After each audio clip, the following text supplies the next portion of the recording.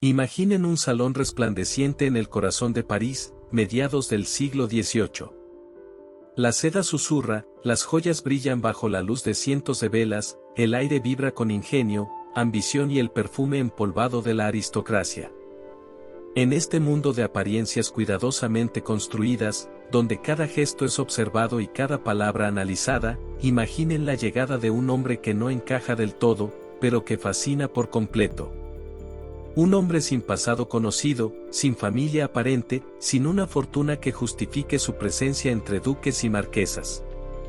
Sin embargo, ahí está, conversando con Voltaire como un igual, aconsejando al rey Luis XV en sus aposentos privados, deslumbrando a Madame de Pompadour no solo con su encanto, sino con diamantes que parecen brillar con una luz interior antinatural. Este hombre, que se hace llamar el conde de Saint-Germain, habla una docena de lenguas sin rastro de acento extranjero, toca el violín con una maestría que arranca lágrimas, pinta como los grandes maestros y, lo más asombroso, parece poseer secretos alquímicos que desafían la propia naturaleza. ¿De dónde salió este prodigio? ¿Cómo logró codearse con la élite de Europa? Y la pregunta que pronto empezaría a susurrarse en los pasillos dorados, la pregunta que ha resonado durante siglos y que nos trae hoy aquí, ¿era posible que este hombre, que parecía no envejecer nunca, hubiera encontrado la clave de la vida eterna? ¿Estamos ante el hombre que nunca murió? Acompáñenme a desentrañar uno de los misterios más persistentes y cautivadores de la historia. La verdad, o al menos las piezas que tenemos de ella, podría ser más extraña que cualquier ficción. Nuestra historia comienza realmente a tomar forma documentada alrededor de la década de 1740, aunque algunos rastros sugieren apariciones anteriores. Es en los círculos más selectos de Europa donde el conde de Saint-Germain emerge como un cometa brillante y desconcertante. Londres, Venecia, Viena, París, su nombre empieza a sonar con una mezcla de admiración y recelo. No llega con cartas de recomendación de otras casas reales, no presume de linaje ni de vastas propiedades. Su carta de presentación es el mismo, su porte distinguido, su conversación fascinante, su cultura enciclopédica y, sobre todo, un aura de misterio que actúa como un imán. Pensemos en el contexto, una Europa en plena efervescencia intelectual, la Ilustración abriendo mentes, pero también una época donde lo oculto, la alquimia y las sociedades secretas ejercían una poderosa atracción, incluso en los niveles más altos de la sociedad. Saint-Germain supo navegar estas corrientes como nadie. Su habilidad con los idiomas era legendaria y una herramienta clave. No se trataba solo de chapurrear frases útiles, se decía que dominaba francés, alemán, inglés, italiano, español, portugués, ruso, latín, griego antiguo, sánscrito, árabe y hasta chino mandarín. Y no los hablaba simplemente bien, sino como un nativo. Imaginen el impacto en las cortes, centros neurálgicos de la diplomacia internacional. Un hombre capaz de conversar íntimamente con embajadores de cualquier nación, sin necesidad de intérpretes, entendiendo los matices culturales y lingüísticos de cada uno, era una figura de un valor incalculable, o de un peligro potencial inmenso, si sus lealtades no estaban claras. Esta habilidad alimentaba las especulaciones sobre sus orígenes. ¿Cómo podía alguien dominar tantas lenguas tan diversas sin haber pasado décadas viajando o estudiando intensivamente? ¿Algo que no cuadraba con su apariencia de hombre en la flor de la vida? ¿Era acaso un regalo sobrenatural, o el fruto de una vida mucho más larga de lo que aparentaba? Pero Saint-Germain no era solo un lingüista prodigio. Era un artista consumado. Como músico, sus contemporáneos lo describían como un virtuoso del violín y el clavecín. Se conservan algunas composiciones atribuidas a él, piezas que muestran un talento notable, aunque quizás no la genialidad trascendente de un Bach o un Mozart. Sin embargo, en sus interpretaciones, decían que había una emoción, una profundidad que conmovía hasta al público más escéptico. Tocaba como si la música fluyera a través de él desde una fuente ancestral, contando historias sin palabras que parecían resonar con experiencias vividas a lo largo de eras. ¿Era solo técnica y sentimiento, o había algo más en esas notas melancólicas y vibrantes? También se destacaba como pintor. Aunque pocas obras pueden atribuírsele con certeza hoy en día, los relatos de la época hablan de cuadros con una viveza de color y una profundidad inusuales, especialmente en la forma en que representaba las joyas, que parecían casi tridimensionales, brillando desde el lienzo. Y es aquí donde entramos en uno de sus aspectos más controvertidos y fascinantes, su supuesta maestría alquímica y química. En una época donde la química moderna apenas balbuceaba y la alquimia todavía era una disciplina respetada, aunque secreta, Saint-Germain parecía moverse con soltura entre ambas. Su afirmación más famosa era la de poder mejorar las piedras preciosas. No crear diamantes de la nada, como algunos mitos posteriores sugirieron, sino tomar una gema con defectos, una fisura interna, un color pobre y, mediante un proceso secreto, hacerla parecer perfecta y mucho más valiosa. Los joyeros de la corte quedaban atónitos. ¿Usaba algún tipo de recubrimiento ingenioso, un tratamiento térmico desconocido, o realmente había descubierto algo que la ciencia de la época no podía explicar? Luis XV quedó tan impresionado que le cedió un laboratorio en el castillo de Chambord. Allí, se decía que el conde pasaba horas encerrado, trabajando en sus misteriosos procesos. También presumía de conocer técnicas para crear tintes de una riqueza y durabilidad extraordinarias, un secreto industrial muy codiciado en la época. E insinuaba, solo insinuaba con esa sonrisa enigmática, haber avanzado en la gran obra alquímica, la transmutación de metales, quizás no oro perfecto, pero sí aleaciones que imitaban su brillo y peso de forma asombrosa. Eran fanfarronadas, trucos de prestidigitador o conocimientos genuinos y adelantados a su tiempo. El verdadero combustible para la leyenda de su inmortalidad, sin embargo, provenía de dos fuentes principales, sus relatos históricos y su apariencia física inmutable. Saint-Germain no solo hablaba de historia, la relataba con la familiaridad de un testigo.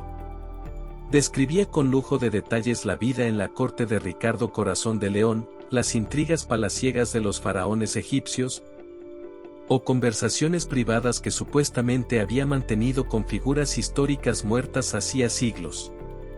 Lo hacía con tal convicción, con tal cantidad de detalles verosímiles, aunque inverificables, que dejaba a sus oyentes boquiabiertos. ¿Era un historiador prodigioso con una memoria fotográfica y una imaginación desbordante?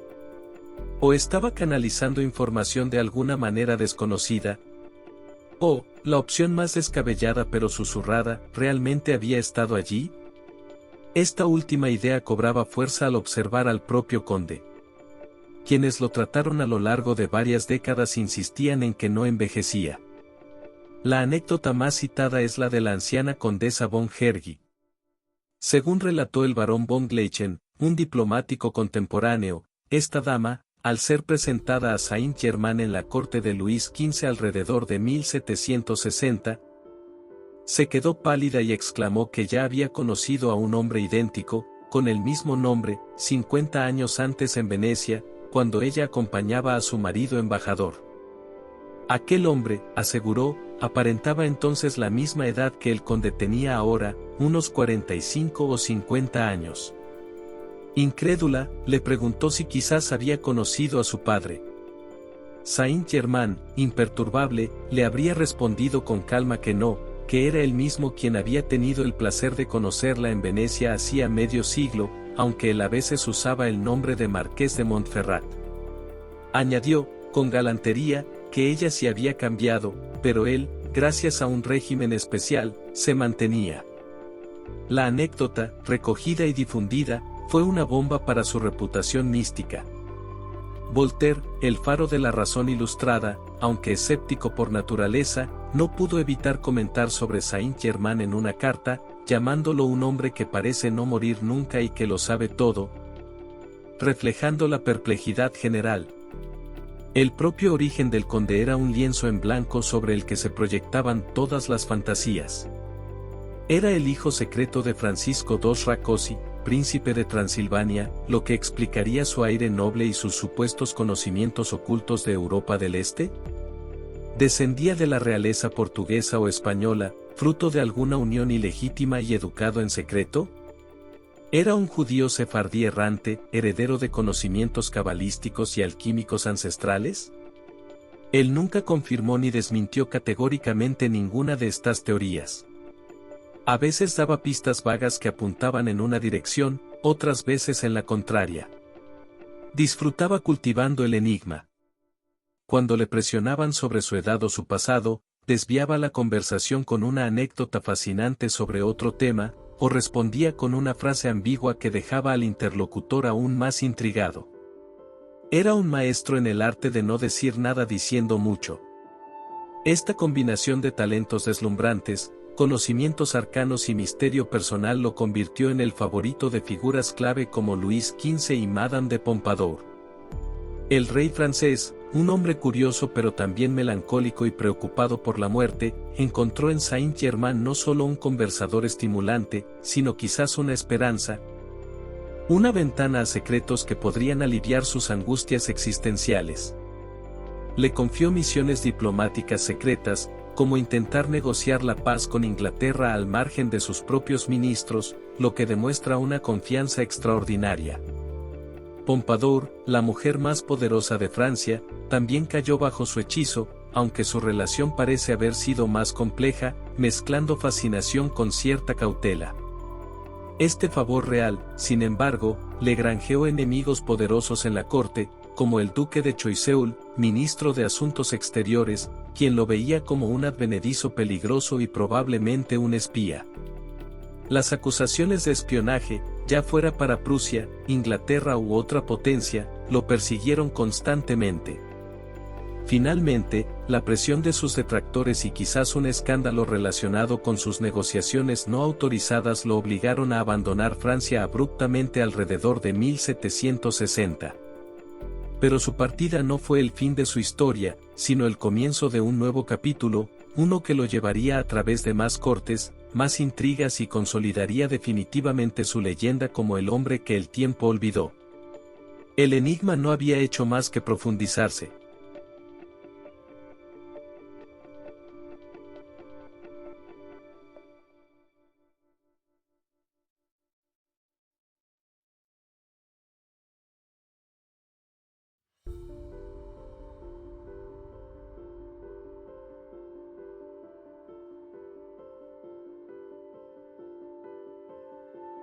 Tras su precipitada salida de la corte francesa, el conde de Saint-Germain no desapareció en la oscuridad. Al contrario, su figura pareció volverse aún más ubicua y enigmática, como si la controversia solo alimentara su leyenda. Reapareció en distintos escenarios europeos, siempre moviéndose en las altas esferas, siempre dejando tras de sí un rastro de maravilla, confusión y preguntas sin respuesta. Su vida se convirtió en un peregrinaje constante, un baile esquivo a través de las capitales y los centros de poder del continente, cada parada añadiendo nuevos hilos al tapiz de su mito inmortal. Primero recaló en Inglaterra. Allí, lejos de ocultarse, retomó sus actividades sociales y artísticas. Se publicaron algunas de sus composiciones musicales, como sonatas para violín, que fueron bien recibidas en los círculos musicales londinenses. Se movió entre la nobleza británica, aunque quizás con un perfil más bajo que en Francia, consciente de las sospechas que pesaban sobre él. Su estancia en Inglaterra parece haber sido relativamente tranquila, dedicada más a la cultura y a establecer contactos discretos que a la política de alto nivel. Sin embargo, su reputación ya le precedía, y los rumores sobre sus habilidades alquímicas y su misteriosa longevidad cruzaron el Canal de la Mancha con él. Luego lo encontramos en los Países Bajos, concretamente en La Haya, alrededor de 1760 a 1762. Aquí es donde intentó jugar un papel diplomático de gran envergadura, aunque con resultados desastrosos para su reputación oficial. En plena Guerra de los 7 Años, Saint-Germain, actuando aparentemente por iniciativa propia o quizás con el respaldo secreto de Luis XV pero sin el conocimiento de su ministerio, intentó mediar entre Francia e Inglaterra para alcanzar la paz. Se reunió con diplomáticos británicos y holandeses, proponiendo términos y actuando como un enviado extraoficial. Cuando el embajador francés oficial, el conde d'Affry, y sobre todo el poderoso ministro Choiseul en París, se enteraron de estas maniobras no autorizadas, montaron en cólera. Consideraron a Saint-Germain un impostor peligroso que interfería en la política exterior francesa. Se emitieron órdenes para su arresto, pero el conde, siempre un paso por delante o quizás advertido por protectores en la sombra, logró escabullirse antes de ser detenido, desapareciendo una vez más. Este episodio consolidó su imagen de agente libre, un jugador en el gran tablero europeo cuyas verdaderas lealtades eran indescifrables. Rusia fue otro escenario clave en la leyenda de Saint-Germain. Se dice que estuvo en San Petersburgo alrededor de 1762, coincidiendo con el golpe de estado que depuso al zar Pedro III y puso en el trono a su esposa, Catalina la Grande.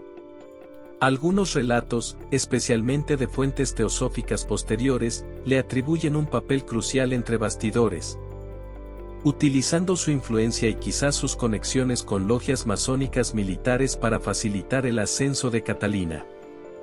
Los historiadores convencionales son muy escépticos sobre esta participación directa, ya que faltan pruebas contemporáneas sólidas.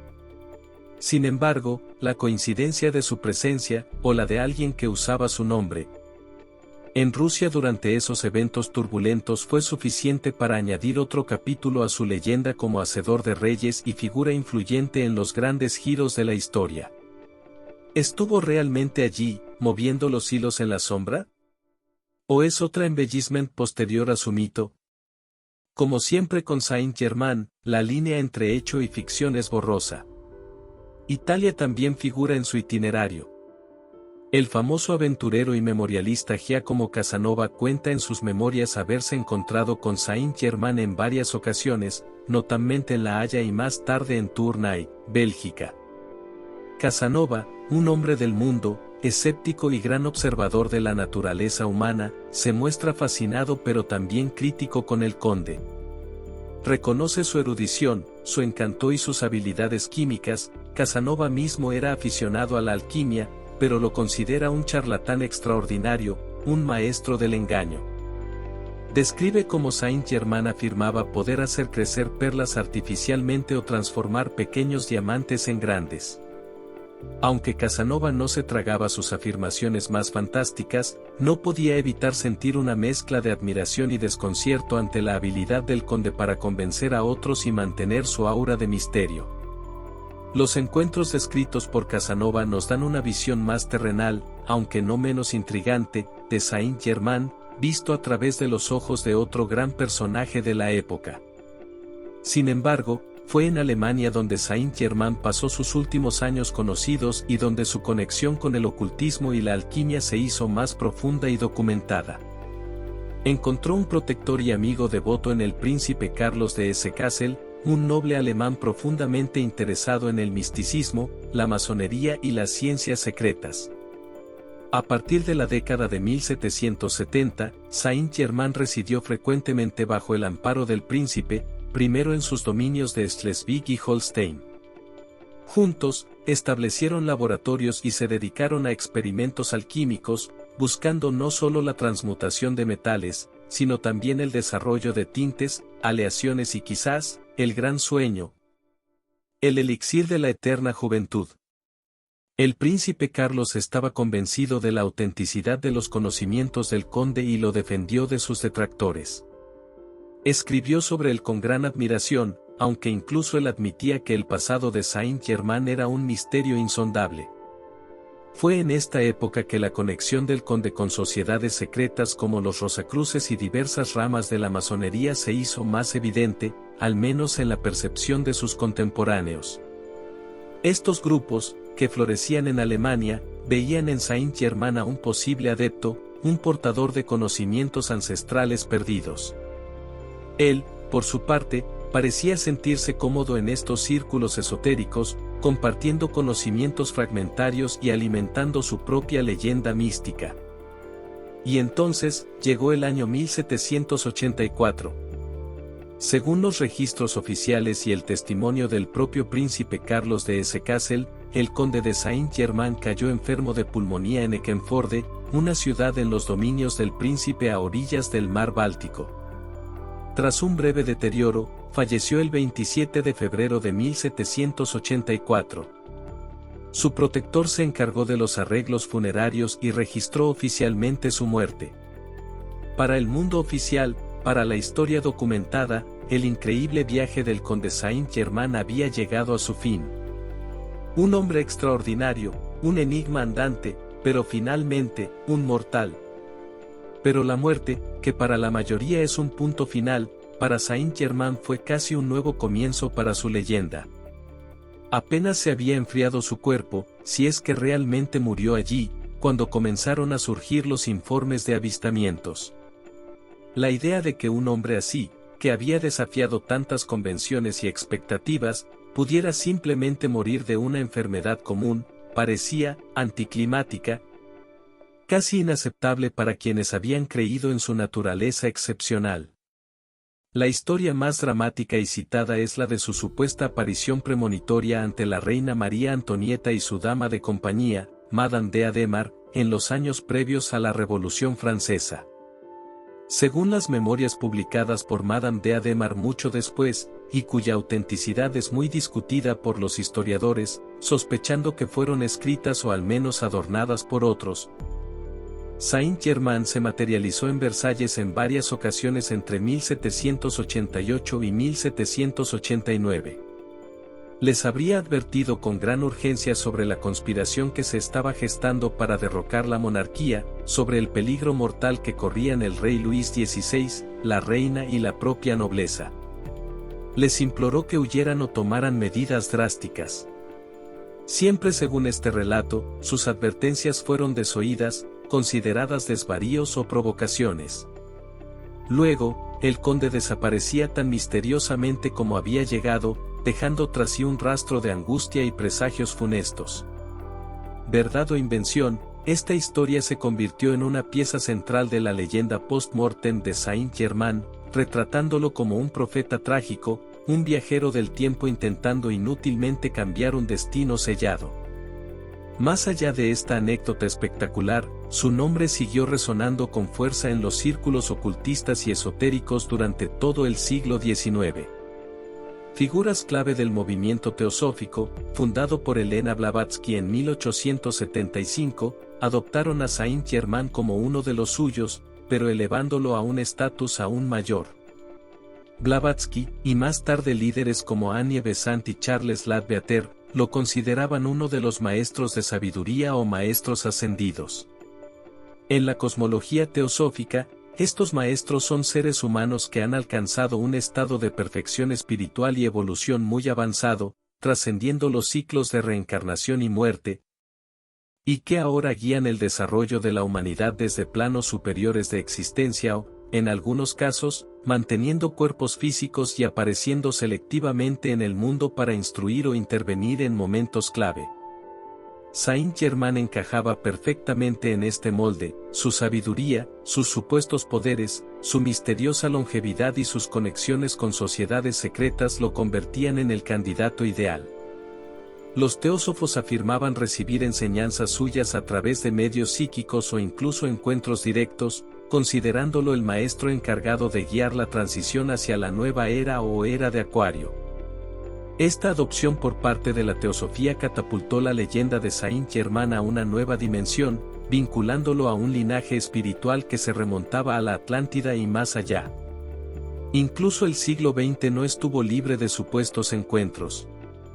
Guy Ballard, fundador del movimiento IAM, Yo Soy, en la década de 1930 en Estados Unidos, basó gran parte de sus enseñanzas en las revelaciones que afirmó haber recibido directamente del maestro ascendido Saint-Germain durante un encuentro místico en las laderas del Monte Shasta, en California. Según Ballard, Saint-Germain se le apareció físicamente y le dictó los principios de la llama violeta y otras doctrinas centrales del movimiento. Estas afirmaciones, obviamente, pertenecen al ámbito de la experiencia religiosa y mística personal, no a la historia verificable. Pero ilustran de manera impactante cómo la figura de Saint-Germain continuó siendo una fuente de inspiración y una presencia supuestamente activa para ciertos grupos mucho después de su muerte oficial. Así, a pesar del certificado de defunción en Eckernförde, la leyenda del conde Saint-Germain se negó a ser enterrada. Las historias de sus apariciones post-mortem, las advertencias proféticas, su exaltación como maestro ascendido por influyentes movimientos esotéricos, todo contribuyó a mantener viva la pregunta fundamental. ¿Fue su muerte en 1784 un engaño, una desaparición estratégica más? ¿Realmente poseía el secreto de la vida eterna o la capacidad de trascender la muerte física? ¿O estamos simplemente ante el poder imparable de un mito bien construido, alimentado por la necesidad humana de creer en lo extraordinario? La búsqueda de la verdad revelada nos obliga ahora a confrontar estas preguntas de frente, a intentar discernir dónde termina el hombre y dónde empieza la leyenda inmortal.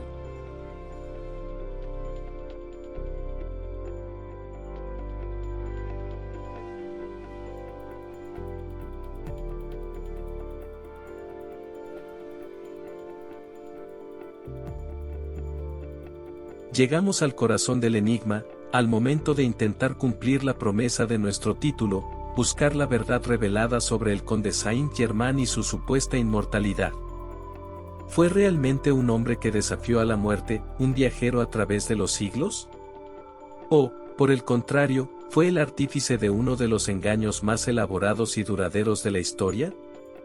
Para acercarnos a una respuesta, debemos analizar fríamente las pruebas, considerar las explicaciones racionales y entender el contexto en el que nació y creció su extraordinaria leyenda. Primero, enfrentemos la cuestión de la inmortalidad física desde una perspectiva histórica y científica. A pesar de los siglos de fascinación y especulación, no existe ni una sola prueba concreta, verificable e irrefutable que demuestre que Saint-Germain vivió cientos de años o que sigue vivo hoy. Los relatos de su longevidad son siempre anecdóticos, basados en testimonios de terceros, recuerdos lejanos o memorias escritas mucho después de los hechos. A menudo por personas con un interés particular en lo esotérico o lo maravilloso. La ciencia moderna, y también la del siglo XVIII, no conoce ningún mecanismo biológico que permita detener el envejecimiento de la forma que sugiere la leyenda de Saint-Germain. Los supuestos elixires de la vida, la piedra filosofal, pertenecen al ámbito de la alquimia simbólica o de la aspiración mística, no a la realidad biológica demostrable. Por lo tanto, si buscamos una verdad basada en la evidencia empírica, la respuesta a si fue literalmente inmortal es un rotundo no. Pero rechazar la inmortalidad literal no significa desechar al hombre ni al fenómeno. Saint-Germain existió. Fue una figura histórica real, documentada en cartas, memorias y registros oficiales de múltiples cortes europeas. La verdadera pregunta no es si fue inmortal, sino cómo logró crear una leyenda tan poderosa y duradera sobre su supuesta inmortalidad. Y aquí es donde el análisis se vuelve verdaderamente interesante.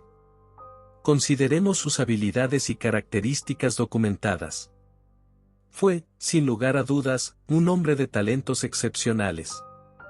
Su poliglotismo era asombroso y una ventaja social y diplomática enorme. Su cultura general, que abarcaba música, arte, historia, política y ciencias, o al menos, la protociencia de la época, era vastísima.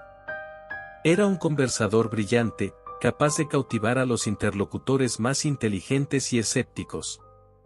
Poseía un carisma innegable y una habilidad consumada para la autopresentación. Estas cualidades, por sí solas, ya lo convertían en una figura notable y memorable. ¿Cómo adquirió esta formación tan completa? Dada la vaguedad sobre sus orígenes, solo podemos especular. Quizás recibió una educación secreta y privilegiada, quizás viajó extensamente en su juventud absorbiendo conocimientos, o quizás simplemente poseía una inteligencia y una memoria fuera de lo común. A estos talentos debemos sumar su maestría en el arte del misterio y la manipulación sutil. Saint-Germain comprendió perfectamente el poder de lo desconocido. Al no revelar nunca sus orígenes, su edad real o la fuente de su riqueza, que parecía fluctuar, a veces viviendo lujosamente, otras de forma más modesta, creaba un vacío que la imaginación de los demás se apresuraba a llenar con las teorías más fantásticas. Sus insinuaciones sobre haber vivido en otras épocas, sus conocimientos alquímicos, que bien podrían haber sido una mezcla de química práctica avanzada para la época, trucos ingeniosos y un profundo conocimiento de la psicología del deseo humano por lo maravilloso y lo prohibido, todo contribuía a construir una personalidad enigmática e irresistible. No necesitaba afirmar ser inmortal, le bastaba con dejar que otros llegaran a esa conclusión. Era un maestro del personal branding siglos antes de que existiera el término. Exploremos ahora las explicaciones racionales para los aspectos más desconcertantes de su leyenda. 1. La apariencia inmutable, ¿realmente no envejeció durante 40 o 50 años? Es posible que tuviera una genética privilegiada y mantuviera un estilo de vida saludable, se decía que era vegetariano o comía muy frugalmente, y que practicaba técnicas de meditación o concentración. En una época sin fotografía, donde la percepción de la edad dependía de retratos, que pueden ser idealizados, y de la memoria subjetiva, alguien que se cuidara y mantuviera una buena figura y vitalidad podría parecer no envejecer durante décadas, especialmente si se comparaba con la esperanza de vida y el aspecto físico promedio de la época, a menudo marcado por enfermedades y una higiene deficiente. Una persona que llegara a los 70 u 80 años, una edad plausible para su muerte en 1784 si hubiera nacido alrededor de 1710, una de las hipótesis sobre su origen. En relativo buen estado podría parecer milagrosamente joven para sus contemporáneos. Las anécdotas como la de la condesa von Hergy, aunque impactantes, dependen de la memoria de una persona 50 años después y de la interpretación de Saint-Germain como idéntico en lugar de simplemente similar o bien conservado. 2. Los conocimientos alquímicos, sus proezas, como mejorar gemas o crear tintes, pueden explicarse por un conocimiento avanzado de la química práctica. Podría haber conocido técnicas de tratamiento térmico para gemas, recubrimientos sutiles, o procesos químicos para pigmentos que eran desconocidos para la mayoría de los artesanos de la época. La alquimia en el siglo XVIII estaba en una transición hacia la química moderna. Alguien inteligente y experimentalista podría haber hecho descubrimientos prácticos sin necesidad de poderes sobrenaturales. Su habilidad radicaba tanto en el conocimiento técnico como en la presentación teatral de sus logros. 3. Los relatos históricos, su familiaridad con la historia podría deberse a una memoria prodigiosa y a un acceso privilegiado a bibliotecas y archivos durante sus viajes. Podría haber sido un narrador excepcional, capaz de tejer detalles históricos conocidos con elementos ficticios o especulativos de una manera tan convincente que pareciera experiencia personal. En una conversación de salón, es difícil verificar la autenticidad de una anécdota sobre la corte de Babilonia. 4. La teoría de múltiples personas. Esta es una hipótesis interesante para explicar las apariciones posteriores a 1784 o incluso la amplitud de sus actividades. ¿Pudo Conde de Saint-Germain ser un título o un alias adoptado por diferentes individuos a lo largo del tiempo, quizás miembros de una misma sociedad secreta o linaje? Un Saint-Germain original, el brillante hombre del siglo XVIII, podría haber tenido sucesores o imitadores que continuaron usando su nombre y su reputación. Esto explicaría las aparentes contradicciones en su biografía y los avistamientos post-mortem. Sin embargo, esta teoría también carece de pruebas directas y plantea sus propias dificultades logísticas. 5. El poder de la construcción del mito. Quizás la explicación más poderosa sea la propia naturaleza de cómo se forman y crecen las leyendas. Saint-Germain proporcionó la semilla, un personaje real, fascinante y enigmático. La sociedad de la época, con su mezcla de racionalismo y fascinación por lo oculto, proporcionó el terreno fértil. Y luego, el tiempo, el boca a boca, las memorias embellecidas, los escritos esotéricos y la necesidad humana de creer en lo extraordinario hicieron el resto. Cada repetición de una anécdota añadía detalles, cada nueva generación proyectaba sus propias esperanzas y miedos en su figura. Los teósofos y otros grupos posteriores no solo recogieron la leyenda, sino que la reinterpretaron y amplificaron activamente para sus propios fines, integrándolo en sus complejas cosmologías. Saint-Germain se convirtió en un lienzo en blanco sobre el que se podía pintar cualquier fantasía de poder, sabiduría y trascendencia. Entonces, ¿cuál es la verdad revelada? No es una revelación simple y sensacionalista. La verdad más plausible, basada en el análisis histórico y racional, es que el conde Saint-Germain no fue un ser inmortal. Fue un hombre histórico, probablemente nacido a principios del siglo XVIII, dotado de una inteligencia, carisma y talentos extraordinarios. Fue un maestro de la autopresentación, que cultivó deliberadamente un aura de misterio para navegar y prosperar en las complejas sociedades de su tiempo. Sus conocimientos, aunque impresionantes, probablemente se mantuvieron dentro de los límites de lo humanamente posible en esa era, quizás en la frontera más avanzada de la ciencia y la técnica conocidas. Su leyenda de inmortalidad es el resultado de una combinación de factores: su propia personalidad enigmática, la credulidad y fascinación de sus contemporáneos, la posible exageración de su longevidad real, y la posterior construcción activa del mito por parte de círculos esotéricos y ocultistas. La verdad revelada es, en cierto modo, la revelación del propio mecanismo del mito. Nos muestra cómo un individuo excepcional, en el momento histórico adecuado, puede convertirse en el núcleo de una leyenda que lo trasciende por completo. La verdadera inmortalidad de Saint-Germain no reside en la biología, sino en la narrativa. Reside en el hecho de que, casi 240 años después de su supuesta muerte, seguimos hablando de él, debatiendo su identidad, maravillándonos ante sus supuestas hazañas y preguntándonos por los secretos que se llevó a la tumba. Su legado no es un elixir físico, sino la demostración del poder perdurable del misterio. Nos recuerda nuestra propia fascinación por lo inexplicable, por la posibilidad de que existan realidades más allá de nuestra comprensión cotidiana. El conde Saint-Germain, ya fuera un genio, un charlatán, un espía, o una mezcla de todo ello, logró algo que pocos han conseguido: hacerse eterno en la imaginación colectiva. El enigma de sus verdaderos orígenes, sus motivaciones últimas y los detalles concretos de su vida sigue sin resolverse por completo. Y es precisamente en esas sombras, en esas preguntas sin respuesta definitiva, donde reside su verdadera y perdurable magia. El hombre murió, pero el misterio sigue vivo. Y así concluimos nuestro viaje tras los pasos del enigmático conde Saint-Germain, un hombre cuya vida sigue siendo un laberinto fascinante de hechos, leyendas y preguntas sin respuesta. ¿Verdad o mito? Quizás nunca lo sepamos con certeza, pero su historia nos recuerda el poder duradero del misterio. Si te ha intrigado este viaje tanto como a nosotros, si te ha gustado explorar los secretos de la historia, te agradeceríamos mucho que nos dejaras un like. Y si no quieres perderte futuras investigaciones sobre enigmas históricos, personajes fascinantes y misterios sin resolver, asegúrate de suscribirte al canal y activar la campanita. Gracias por acompañarnos hasta el final. Nos vemos en el próximo misterio.